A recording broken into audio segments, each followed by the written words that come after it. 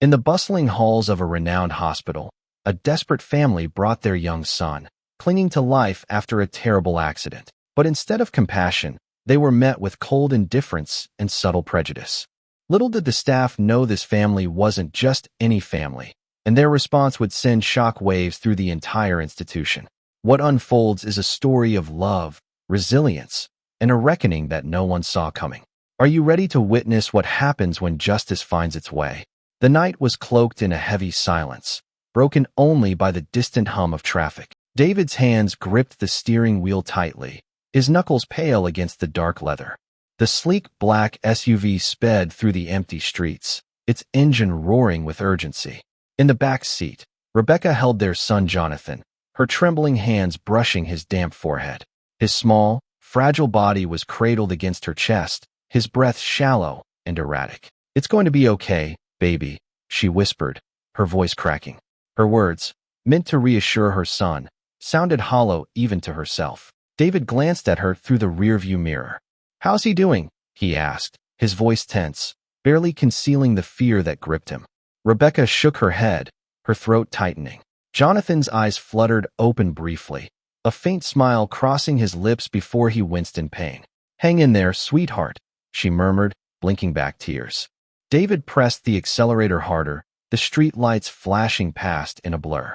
The hospital came into view, a towering building of glass and steel, its illuminated sign glowing like a beacon of hope. Relief surged through David as he swung the car into the emergency bay, tires screeching to a halt. He jumped out first, racing around to open the passenger door. Rebecca emerged, clutching Jonathan tightly. "We need help," she called out, her voice echoing in the cold night air. The hospital door slid open, and a receptionist emerged from behind the counter. Miss Carlson was a middle-aged woman with sharp features and a gaze that swept over the family with cold detachment. She remained seated, barely glancing up from her computer screen. "Yes?" she asked, her tone clipped, as though they had interrupted something important. "Our son, he needs a doctor immediately," David said, his voice trembling as he approached the desk. Rebecca stood beside him, her face pale, her eyes darting between the receptionist and the emergency room beyond. Miss Carlson finally looked up, her eyes narrowing as they landed on the child in Rebecca's arms. "Do you have insurance?" she asked, her voice devoid of empathy. "Yes, of course we do," David snapped, his frustrations spilling over. "He's in critical condition. Please call a doctor." The receptionist sighed, tapping on her keyboard lazily. "Fill out these forms," she said, sliding a clipboard across the desk. "We'll need proof of insurance and payment before we can proceed." Rebecca's mouth fell open. "Are you serious? Look at him," she exclaimed, gesturing to Jonathan. His small frame shuddered as he let out a weak cough. "I don't make the rules, ma'am," Miss Carlson said curtly, returning her attention to her screen. "If you want treatment, you need to fill out the paperwork." David clenched his fists, his chest heaving. This is a hospital, not a bureaucratic nightmare. He doesn't have time for this. He's dying. Miss Carlson raised an eyebrow, but didn't reply. A tense silence hung in the air before a nurse entered the room, drawn by the commotion. She was a petite woman with kind eyes that softened as they landed on Jonathan. "What's going on?" she asked, stepping forward. "Our son needs immediate surgery," Rebecca said quickly. "He's been in an accident." The nurse nodded, taking in Jonathan's pale face. "Come with me," she said, ignoring the receptionist's glare. "I'll take him to a room." "Thank you," Rebecca whispered, her voice thick with gratitude, as they followed the nurse into the hallway. The nurse ushered them into a small examination room. "I'll get the doctor," she said before disappearing down the hall. Minutes later, the door opened, and Dr. Caldwell stepped in. He was a tall man with a commanding presence, his lab coat pristine, his expression unreadable. He examined Jonathan briefly before turning to the parents. "He has internal bleeding," Dr. Caldwell said, his tone clinical. "He needs surgery." "Then let's do it," David said immediately. "We'll pay whatever it costs." But instead of giving the order to proceed, Dr. Caldwell hesitated. He glanced at Rebecca, then at David, his gaze lingering a moment too long. His lips pressed into a thin line. "I'll need to check if our surgical team is available," he said finally. "We've had a busy night." "What do you mean?" Rebecca demanded, her voice rising. "You just said he needs surgery. He doesn't have time to wait." Dr. Caldwell's face remained impassive. I understand your concern, Mrs. Daniels, but we have protocols. We do our best. Rebecca stepped forward, her voice shaking with fury. This isn't about protocols, is it? My son is dying, and you're hesitating because of us. Admit it. The doctor's eyes narrowed slightly, but he said nothing. Instead, he turned and left the room without another word. Rebecca sank into the nearest chair, her hands trembling. David knelt beside her, his face buried in his hands. In the corner, Jonathan let out a small whimper, his weak voice barely audible. Mommy? Daddy? Rebecca rushed to his side, her tears spilling over as she stroked his hair. We're here, baby. We're not going anywhere. But as the minutes ticked by, the family began to realize that their nightmare was far from over. The sterile walls of the hospital room seemed to close in on them, each passing second marked by the ominous beeping of the heart monitor. Jonathan's breaths were shallow, his little chest rising and falling with alarming effort. Rebecca sat beside him, her hand gently caressing his cheek, her lips moving in silent prayer. David paced back and forth, his frustration bubbling over, his fists clenched tightly. When the door finally creaked open, their hearts leapt in unison, but it wasn't Dr. Caldwell. Instead, Nurse Laura re-entered the room, her face etched with quiet concern. She carried a tray of supplies but hesitated at the doorway, her eyes darting toward the unconscious boy. How is he holding up? She asked softly. Barely, Rebecca replied, her voice a mixture of sorrow and restrained rage. The doctor said he needed surgery immediately. That was 20 minutes ago. Where is he? Laura bit her lip, setting the tray on a counter. I shouldn't be telling you this, she began hesitantly, but the surgical team hasn't even been alerted. Dr. Caldwell ordered a non-urgent transfer for your son to a public hospital. They're waiting for the paperwork to clear. David froze mid-step. What? He said, his voice dangerously low. Rebecca shot to her feet, her eyes blazing. Are you telling me my son's life is being put on hold because of some paperwork? Laura looked down, her hands twisting together nervously. I'm so sorry. I don't agree with it, but I'm not in a position to. Where is he? Rebecca interrupted, her voice like steel. Where is Dr. Caldwell? Laura hesitated before pointing down the hall. He's in his office. Without another word, Rebecca stormed past her, her heels clicking sharply against the tiled floor. David followed close behind, his jaw tight with barely suppressed fury. The door to Dr. Caldwell's office loomed ahead, slightly ajar. Without knocking, Rebecca pushed it open with enough force to make it bang against the wall. Dr. Caldwell looked up from his desk, his expression one of mild annoyance. Mrs. Daniels, this is highly inappropriate. No, Rebecca snapped, cutting him off. What's inappropriate is your blatant disregard for my son's life. He needs surgery now, not hours from now, not at another hospital. Now, the doctor leaned back in his chair, steepling his fingers as if preparing for a negotiation. Mrs. Daniels, I assure you, we're doing everything in our power. Everything in your power.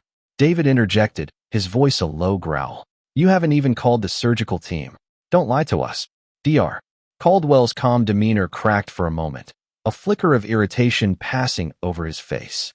This hospital operates under strict protocols. Given your son's condition, it's advisable that he be treated elsewhere. Rebecca slammed her hands on the desk, her voice rising. Don't you dare talk to me about protocols. My son is lying in that room, dying, because you think we're not worth your time. Is it because we're black? Just say it. The words hung in the air, heavy and damning. For a brief moment, Dr. Caldwell's expression faltered, a flash of guilt in his eyes before he masked it with a cool, professional tone. Mrs. Daniels, I suggest you lower your voice. I'm trying to help you. No, Rebecca hissed, leaning in closer. If you were trying to help, Jonathan would already be in surgery. But instead, you're sitting here, hiding behind your desk while my son's life slips away. If anything happens to him, I will hold you personally responsible. Dr. Caldwell stood abruptly, his chair scraping against the floor. This conversation is over. I will arrange for the transfer to the public hospital. If you don't want to cooperate, that's your choice. David stepped forward, his broad frame towering over the doctor. His voice was calm, but his words were laced with menace. You're going to regret every second you've wasted. Mark my words. Dr. Caldwell opened his mouth to respond, but But Rebecca grabbed David's arm and pulled him back. "He's not worth it," she muttered, her voice trembling not with fear, but with fury barely held in check. They left the office, the door slamming shut behind them. As they walked back to Jonathan's room, Rebecca's mind raced. She had always believed in fighting battles with dignity and reason, but this was no ordinary battle. This was a war for her son's life, and reason had no place here. When they returned, Laura was waiting for them, her face pale. I overheard what happened," she said quietly. "Dr. Caldwell is arranging the transfer now, but it could take hours." Rebecca's hands curled into fists. Hours? Jonathan didn't have hours. Laura hesitated, then stepped closer. "There's something you should know. I've seen this before. Dr. Caldwell. He has a history of prioritizing certain patients over others. It's not about their condition. It's about how he perceives them. But no one ever reports him because he's protected." "Protected," David finished bitterly. He exhaled sharply, running a hand over his face. "This is bigger than him." Rebecca placed a hand on Laura's arm. "Thank you for telling us. But we can't wait for justice later. We need to save Jonathan now." Laura nodded. "If there's anything I can do." Rebecca's lips pressed into a thin line. Her decision was made. She turned to David, her eyes steely. "Get the car ready. We're not waiting for their transfer. We're taking matters into our own hands." David looked at her, surprised. "Rebecca, what are you planning?" Her voice was calm but resolute. "Something they'll never see coming." David nodded, sensing the fire in her words. Whatever she was planning, it would shake the very foundation of this hospital. And it was just the beginning. Rebecca's heels clicked sharply against the hospital floor as she returned to Jonathan's room. Her expression was unreadable, her eyes locked in a determined gaze that even David, who had known her for over a decade, couldn't decipher. He followed silently, his own mind racing as he tried to piece together what she was planning. When they reached the room, Laura stood by Jonathan's bedside, gently adjusting the foreline. The boy stirred weakly, his small fingers twitching slightly against the white sheets. Rebecca's resolve tightened. Time was slipping away, and so was her patience. "Laura," Rebecca began, her voice calm but firm. "If this hospital won't save my son, I need to know everything. Who's in charge? Who makes the final decisions here?" Laura hesitated, glancing nervously toward the door. "It's the board of directors, but they're not accessible. Decisions like this usually go through Dr. Caldwell." "Not anymore," Rebecca said, pulling her phone from her pocket. She stepped aside and dialed a number, her back turned to the others. Her voice lowered, but the tension in her tone carried through the room. "Rebecca, what's going on?" David asked cautiously. She held up a hand to silence him, still speaking into the phone. "Activate the contingency plan. I want this done immediately. Send our team to secure the assets and ensure compliance. No delays." David's brow furrowed. He opened his mouth to question her, but stopped when Rebecca turned back to him, her face set like stone. "It's handled," she said simply. "Handled how?" David pressed, his frustration beginning to show. "What are you not telling me?" Rebecca placed a hand on his arm, her voice softening. "Trust me, David. I've prepared for situations like this. They think they hold the power, but they're about to find out who they're dealing with." David studied her for a moment, then nodded. He had seen this side of Rebecca before. Calm under pressure, strategic in crisis. Whatever she had planned, he knew better than to doubt her. 2 hours later, the tension in the hospital was palpable. Dr. Caldwell was pacing in his office, his phone pressed to his ear. "What do you mean they're pulling funding?" he hissed, his face turning red. "This is completely—" "Hello? Hello?" He slammed the phone down, his hands shaking. Across the desk, his assistant fidgeted nervously. "Dr. Caldwell, the board has called an emergency meeting. They're demanding to speak with you immediately." "What for?" he snapped. The assistant hesitated. "There's been a development. Apparently, the Daniels family has connections that we didn't." "Connections?" Caldwell interrupted. "What kind of connections?" Before the assistant could respond, the door burst open. A man in a tailored suit strode in, flanked by 2 security guards. His presence radiated authority, and his cold gaze locked onto Dr. Caldwell. "Dr. Caldwell," the man said, his voice icy.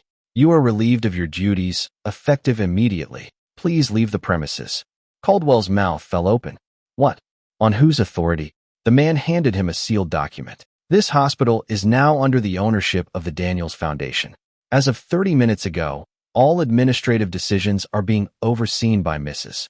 Rebecca Daniels. Caldwell staggered back, his face pale. This is a mistake. You can't do this. It's already done, the man replied. Security will escort you out. Back in the hospital room, Rebecca watched as a team of surgeons, top specialists she had personally flown in, prepared Jonathan for emergency surgery. Laura hovered nearby, assisting with the preparations. You really did it, Laura murmured, her voice filled with awe. You took over the hospital. Rebecca nodded, her eyes fixed on her son. I don't care about owning a building. I care about saving Jonathan. That's all that matters. Laura hesitated, then placed a hand on Rebecca's arm. For what it's worth, I'm glad you did. This place needed someone to shake things up. As the medical team wheeled Jonathan into the operating room, Rebecca gripped David's hand tightly. He's going to make it, she said, more to herself than to him. He has to. David pulled her into a tight embrace. He will, he whispered. You've done everything you could. Now it's up to him. As the minutes turned to hours, Rebecca and David waited in a private lounge, now reserved for them. The silence was oppressive, broken only by the occasional footsteps of staff passing by. Finally, the doors opened, and the lead surgeon stepped in, removing his mask. The surgery was a success, he said, offering a small smile. Jonathan is stable. He's going to be okay. Rebecca collapsed into a chair, tears streaming down her face. David knelt beside her, his own eyes glistening with relief. Thank you, she whispered, her voice thick with emotion. The surgeon nodded. He's a strong boy. You'll be able to see him shortly. When Rebecca and David finally entered Jonathan's recovery room, they found him awake, his small face lit up with a weak but genuine smile. Rebecca leaned over him, brushing a kiss against his forehead. Hey, baby, she whispered. You scared us. Jonathan's voice was barely a whisper. Am I okay now? You're better than okay, David said, his voice thick with emotion. You're a fighter, just like your mom. As the family shared a quiet moment of relief, Rebecca's phone buzzed. She glanced at the screen and saw a message from her legal team confirming that the hospital's restructuring had begun. Dr. Caldwell and the staff who had failed Jonathan were officially gone. Rebecca slipped her phone back into her pocket and smiled at her son. Rest now, sweetheart. Everything's going to be different from here on out. I promise. The morning light filtered through the large glass windows of the hospital's main lobby, casting long shadows on the pristine floor. The hospital, under its new leadership, was bustling with activity. Staff hurried through the halls, some adjusting to their new roles, others nervously awaiting updates on the changes being implemented. At the heart of it all stood Rebecca Daniels, her commanding presence drawing respect and curiosity from those around her. She wasn't there to gloat or to bask in her newfound authority. Rebecca's focus was singular, ensuring that no other family would ever endure the nightmare she and David had faced. Clad in a simple yet elegant black suit, she carried an air of quiet determination as she moved through the corridors, stopping occasionally to speak with the staff. Rebecca entered the nurse's station, where Laura was reviewing charts. The young nurse looked up, startled, before breaking into a warm smile. Mrs. Daniels, Laura greeted, setting down the clipboard. I didn't expect to see you so soon. Rebecca returned the smile. I wanted to thank you, Laura. You stood up for my family when no one else would. That takes courage. Laura's cheeks flushed. I only did what I thought was right, but it didn't feel like enough. It was more than enough, Rebecca assured her. Which is why I want you to be part of the new leadership team. I'm promoting you to head of patient advocacy. Laura's eyes widened in disbelief. Me? But I'm just a nurse. You're a nurse who cares, Rebecca interrupted. And that's exactly what this hospital needs right now. Tears welled in Laura's eyes, but she blinked them back, nodding. Thank you, Mrs. Daniels. I won't let you down. As Rebecca continued her rounds, she entered what used to be Dr. Caldwell's office. The once imposing space was now stripped of its personal belongings, its shell bare.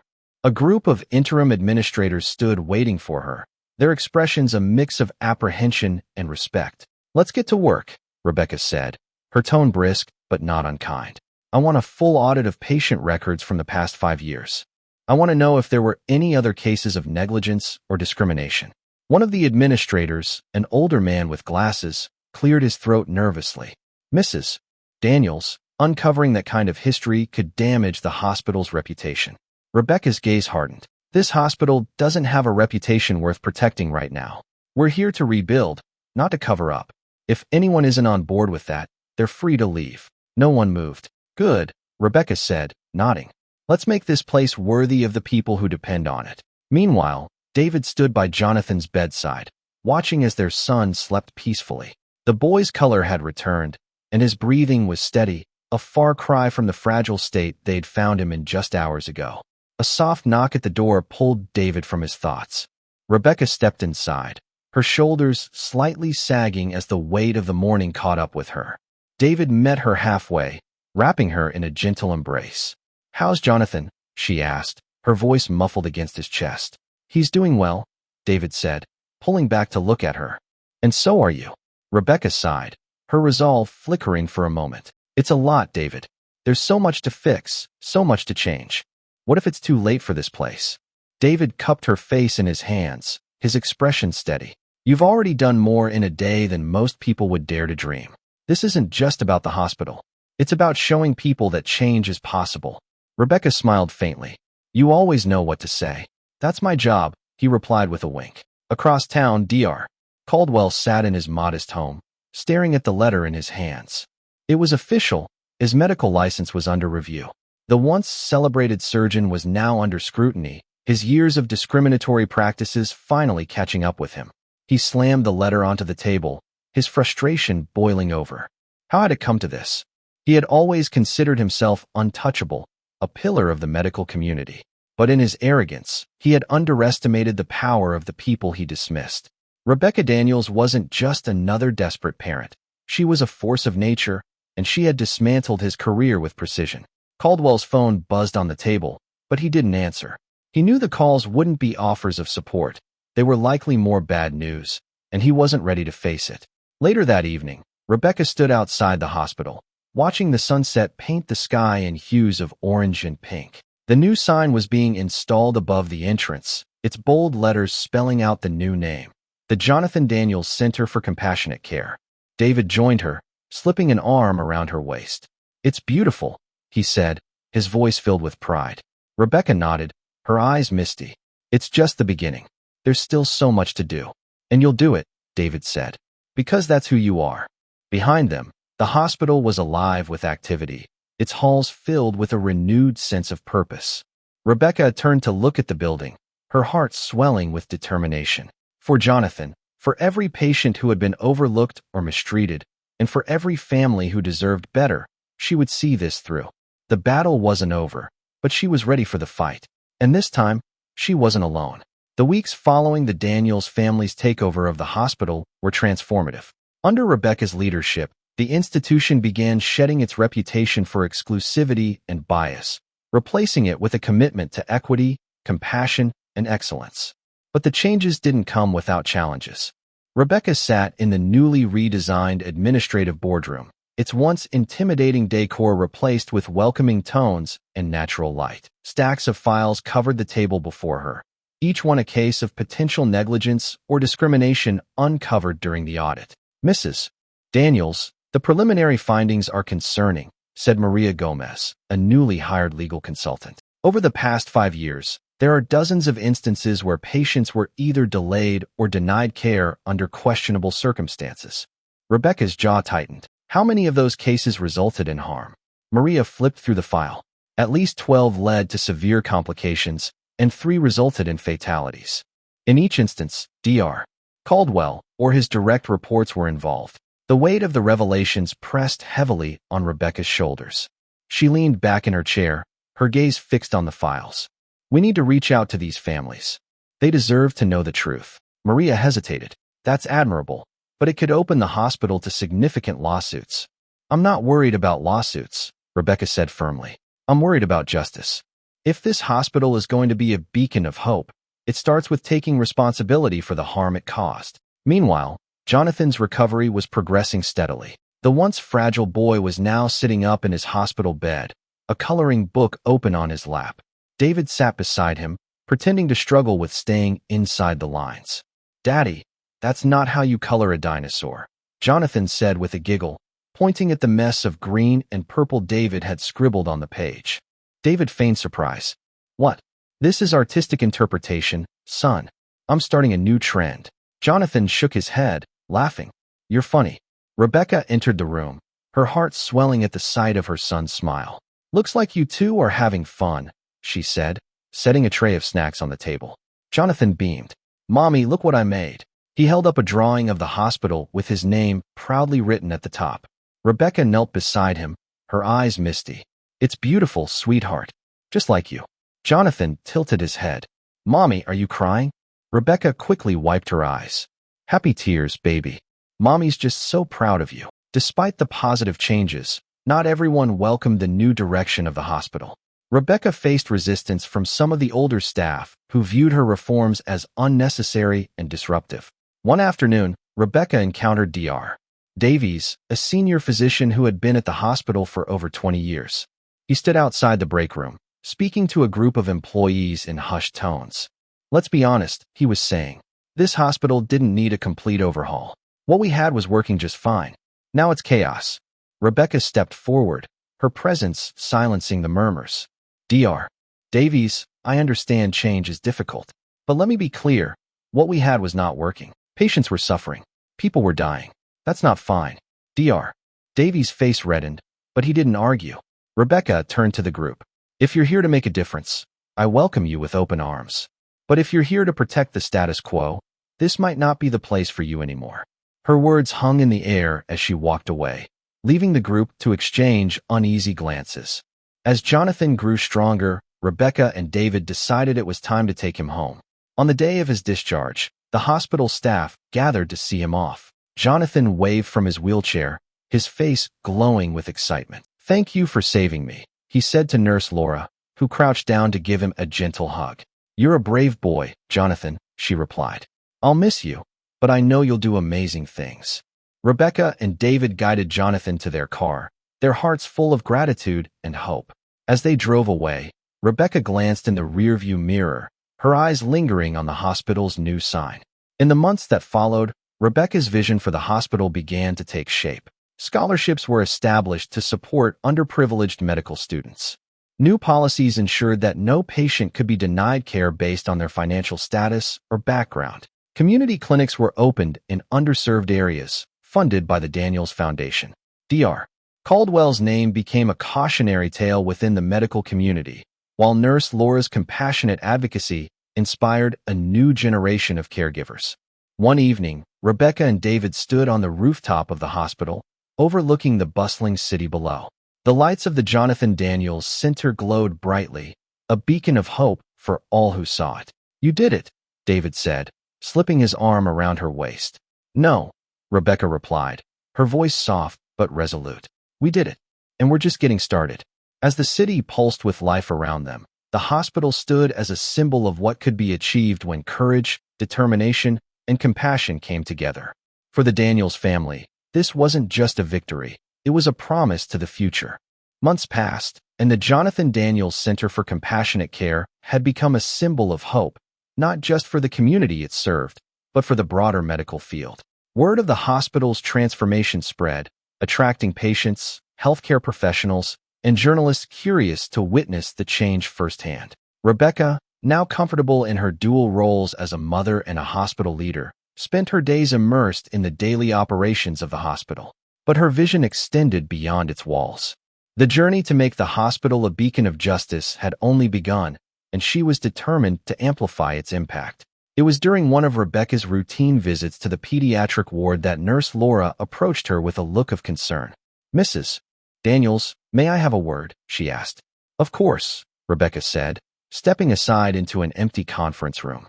"What's on your mind?" Laura hesitated before speaking. "I've noticed something troubling. While things have improved significantly, there are still staff members, those who worked closely with Dr. Caldwell, who seem resistant to change. They're not overtly disobedient, but I've seen instances of subtle neglect, particularly with patients who look like your son." Rebecca's stomach tightened. "Are you certain?" Laura nodded. "I've documented a few cases. It's nothing as blatant as before, but the signs are there." Rebecca's expression hardened. This hospital has no place for people who value their prejudices over their duty to care for others. "Thank you for bringing this to me, Laura. I'll handle it." That evening, Rebecca pored over Laura's notes and other reports, her desk cluttered with files and data. David entered the room, carrying 2 mugs of tea. He placed one beside her and took a seat across the table. "Still working?" he asked gently. "There's more," Rebecca said, pushing a file toward him. "Certain staff members are still finding ways to deny patients the care they need, especially minority patients." David frowned, flipping through the file. "You've already changed so much here, Rebecca. This sounds like a few rotten apples." "A few rotten apples can spoil the entire orchard," Rebecca replied. "I can't let this hospital fall back into old habits. People are counting on us." David reached across the table, taking her hand. "Then we'll root them out together." Rebecca decided to take a multifaceted approach. The following week, she introduced a new initiative, an anonymous patient advocacy hotline, and a third-party auditing system to monitor staff behavior and patient outcomes. This system would identify patterns of negligence or discrimination that might otherwise go unnoticed. The staff meeting where Rebecca announced the changes was tense. Many employees nodded in agreement, but a few exchanged uneasy glances. Rebecca didn't miss their reactions. "This isn't about punishment," she said, her voice firm but calm. "This is about accountability. If you're here to help people, you have nothing to worry about. If you're here for any other reason, this might not be the right place for you." The room fell silent. A week after the new system was implemented, a case came to Rebecca's attention. A single mother, Maria Daniels, had brought her son Caleb to the hospital with a severe asthma attack. Despite his condition, the attending physician delayed treatment, claiming there were more critical cases to handle. Rebecca's investigation revealed that Caleb's case had been deprioritized despite clear evidence of urgency. The attending physician, Dr. Lee, was a longtime employee who had worked under Dr. Caldwell. Confronted with the evidence, he defended his actions as a misjudgment, but Rebecca wasn't convinced. Dr. Lee was suspended pending further review. The news sent a clear message. The hospital's new leadership would not tolerate any form of bias. One evening, as the hospital settled into its nighttime rhythm, Rebecca stood in the hallway outside the pediatric ward. Through the glass, she saw Jonathan laughing with a group of nurses, his cheeks glowing with health. The sight filled her with both pride and sorrow. Her son's ordeal had been the catalyst for so much change, but it had also exposed a darkness she hadn't fully understood before. David joined her, placing a comforting hand on her shoulder. "He's doing so well," he said. Rebecca nodded. "He's my reminder of why we're doing this. Every child deserves a chance to smile like that." David smiled. "And thanks to you, they will." The hospital's transformation soon attracted the attention of other institutions. Medical professionals from across the country began visiting the Jonathan Daniels Center to learn from its policies and practices. Rebecca was invited to collaborate with healthcare leaders on creating a national framework for equitable care. Though hesitant at first, Rebecca realized that expanding the hospital's vision could create a ripple effect far beyond its walls. She began working with other hospitals to implement similar accountability systems, driven by her belief that every patient deserved compassionate, unbiased care. Months later, the Jonathan Daniels Center was unrecognizable from the hospital it had once been. Its staff worked together with a renewed sense of purpose. Its policies became a model for equitable healthcare, and its halls were filled with patients from all walks of life. Rebecca stood in the lobby one evening, watching as families came and went, their faces filled with relief and gratitude. David joined her, their fingers intertwining as they shared a quiet moment of pride. "Look at what you've built," he said. "We built," Rebecca corrected, resting her head on his shoulder. "And it's just the beginning." As the hospital lights glowed against the night sky, Rebecca knew that the road ahead would still have challenges. But she also knew that with determination, compassion, and the support of those she loved, she could face anything. Together, they had turned pain into progress and created a legacy of hope that would endure for generations.